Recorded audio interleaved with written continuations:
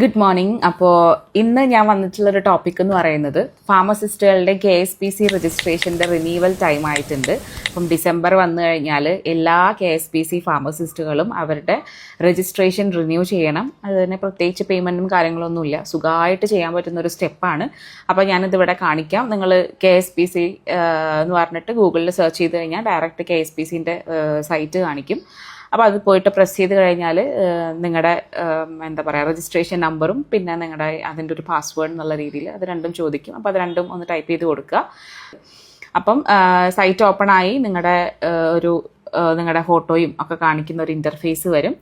അപ്പോൾ അതിൽ നിന്ന് ഡയറക്റ്റ് അവിടെ തന്നെ കാണിക്കും റിന്യൂവൽ ഓഫ് രജിസ്ട്രേഷൻ എന്നുള്ളത്. അപ്പോൾ അത് ക്ലിക്ക് ചെയ്ത് കഴിഞ്ഞാൽ കുറച്ച് ഡീറ്റെയിൽസ് ഫില്ല് ചെയ്ത് കൊടുക്കാനുണ്ടാവും. അപ്പോൾ ആ ഡീറ്റെയിൽസ് ഫില്ല് ചെയ്യുക.